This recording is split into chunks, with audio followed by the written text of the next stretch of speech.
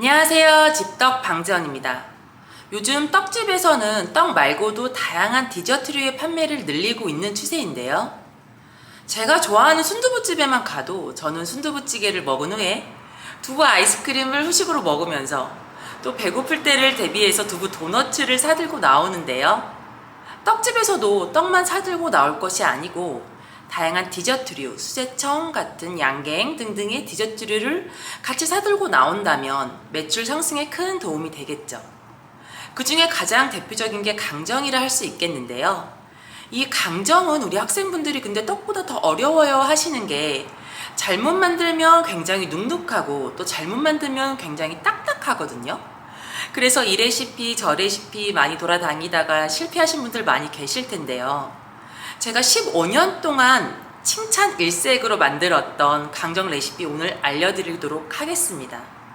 오늘은 티밥하고 조리퐁 버무려서 강정 만들어 보도록 할 건데요. 견과류나 깨 같은 것을 버무려서 깨강정, 견과류 강정 만드셔도 참 좋겠습니다.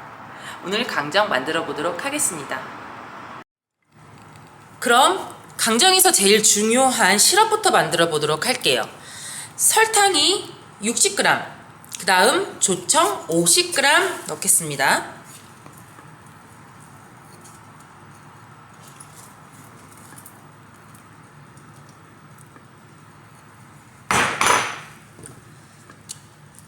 간혹가다 학생분들이 선생님 설탕, 조청 줄여도 되나요? 많이 물어보시는데 지금 최대한 줄여놨어요. 우리 레시피가 달지 않게 설탕하고 조청량을 최대한 줄여놨기 때문에 이것보다 더 적게 넣으면 강정이 바삭하지 않거나 뭉쳐지지 않을 수 있습니다. 그 다음 물 한 티, 이 물은 설탕이랑 조청을 끓일 때 타지 말라고 넣어주는 겁니다. 자, 맨 처음 시작할 때는 중불로 시작을 하고요.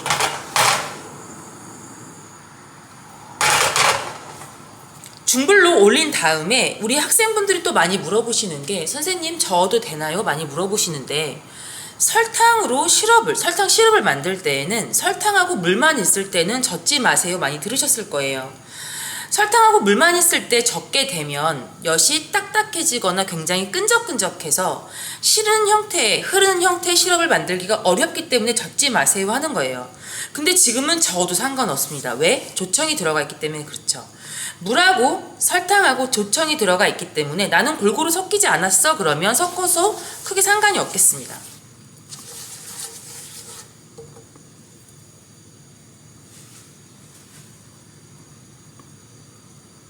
끓을 때까지 조금 기다리도록 할게요.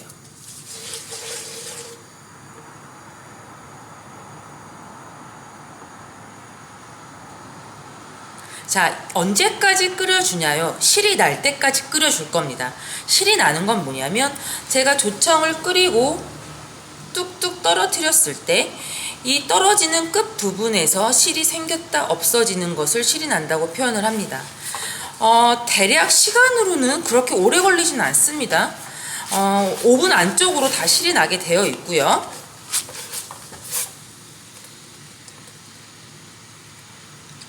지금 한번 보면은요, 너무 끓는 건 좋지 않기 때문에 왜? 너무 끓으면은요 엿이 굉장히 끈적해져서 이 견과류나 다른 것들을 섞을 때 잘 안 섞일 수 있어요.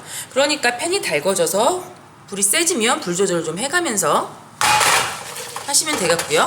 자, 실이 나는지 확인 한번 해보도록 하겠습니다. 자, 실이 나기 시작하죠.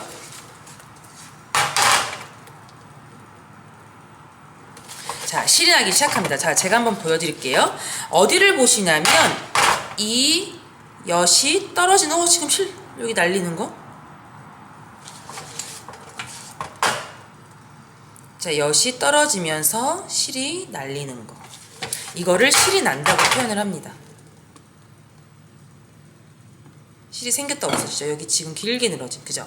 자, 실이 다 나면 불을 끄고 꿀을 반티 분량 넣어서 잘 섞어줍니다.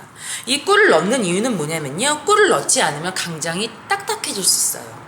이 꿀을 넣게 되면 강정이 딱딱하지 않지만 바삭하고 부드럽게 해주는 역할을 합니다. 그래서 잘 저어주면 시럽 끝입니다.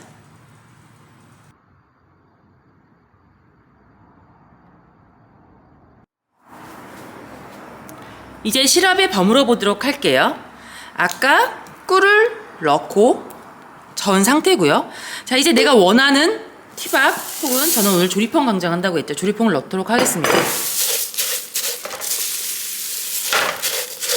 엿을 골고루 섞어주시는데요. 이 강정의 원리가 그렇습니다.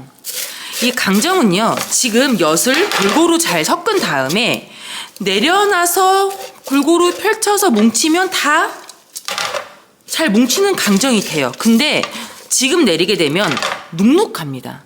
그래서 불에 조금 열을 가해서 바삭하게 만들어주는 건데, 이게 또 나는 너무 바삭하게 할 거야 오래 불에 올려놓게 되면 다 바스라져서 안 뭉쳐져요.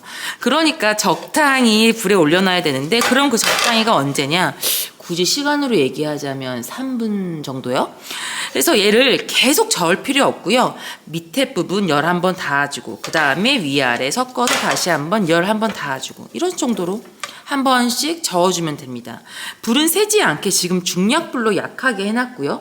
불이 조금 세면 밑에가 갈색으로 변하거나 약간 탄내가 될 수 있기 때문에 불 너무 세지 않게 약불로만 하셔서 한 번씩 저어주면 되겠습니다. 얼추 됐죠? 자, 그리고 우리 학생분들이 선생님 이게 바삭해질 때가 되면 젓는 게 내가 손 느낌이 좀 빡빡해져요. 그런 학생분들도 있어요. 그러니까 그런 건 참고하시면 되겠고요. 자, 시간이 얼추 됐다 그러면 어느 정도 골고루 위아래 열을 가해줬다 싶으면은요, 불을 끄는데, 불을 끈 다음에 뜨거울 때 바로 붓지 않습니다. 살짝 한 김 날리고요. 밑에다가 비닐 같은 거 까시는 분들이 있는데, 비닐 같은 거 깔 필요가 굳이 없고요. 비닐 깔았다가 넣으면 비닐이 녹는 경우도 있어요. 다 그게 우리 몸으로 들어가겠죠. 그렇기 때문에 한 김 살짝 식힐 동안 좀 냅두고요. 그 다음에는 저는 위생장갑을 좀 끼도록 하겠습니다. 이 위생장갑을 끼고 그냥 만지면 들러붙을 수 있기 때문에 기름칠을 살짝 전체적으로 장갑에다 좀 해줍니다. 저는 오늘 다른 강정틀 이용하지 않고요. 우리가 떡에 흔히 쓰는 무스틀을 좀 이용해 볼 건데요. 기름칠 살짝 발라주고요. 원형이랑 이렇게 네모난 무스틀 준비해 봤고요. 얘가 따뜻할 때요. 따뜻할 때 좀 덜어내서 동그란 모양으로 만들어서 굳혀도 돼요. 이런 식으로. 그죠? 그래서 그러면 동그란 강정, 아이들이 한 손에 짚고 먹기 좋을 만한 크기의 강정이 되는 거고요. 애가 바삭하게 잘 됐다 그러면 식으면서 소리가 나요. 그죠? 이게 바삭하게 되지 않으면 이 소리가 나지 않습니다. 그래서 얘를 이렇게 강정 동그란 형태로 만들어 놓으셔도 되고요. 얘가 한 김 식었다 그러면 모양을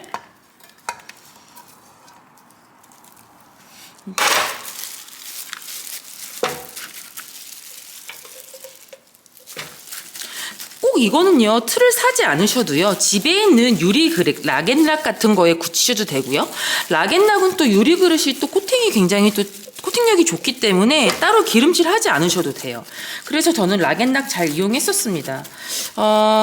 모양을 평평하게 잡아서 넣어주고요.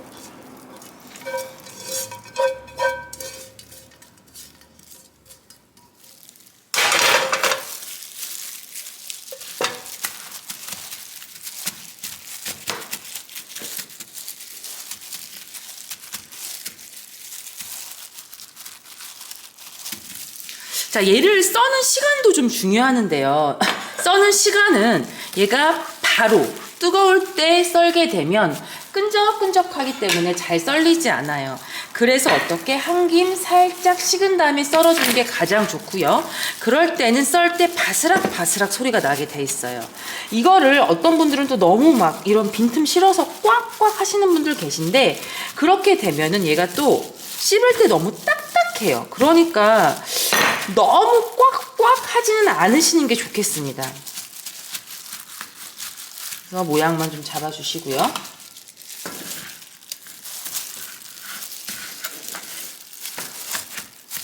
그래서 얘는 한 김 살짝 식히도록 하겠습니다. 그래서 그 다음에 썰어보도록 할게요. 자, 이제 썰어보도록 할까요?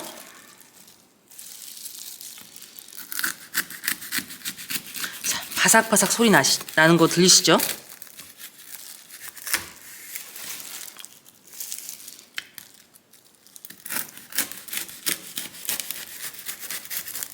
자, 이때 썰어야 좀 단면이 이쁘게 썰리고요.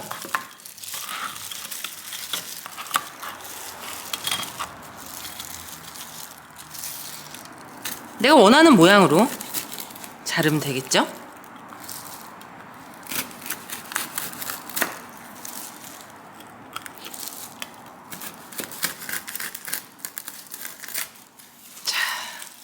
자, 어떤가요? 뭐 동그랗게 모양도 좀 만들어 봤고요. 이거는 자, 이렇게 지금 아까 무스틀 동그란 거에다 이제 모양 잡은 건데요. 이렇게 강정 바삭한 소리 날 때 한 김 식혀서 썰면 되겠습니다. 자, 오늘도 강정 만들어 봤고요. 다음에 더 맛있는 떡으로 찾아뵙겠습니다. 감사합니다.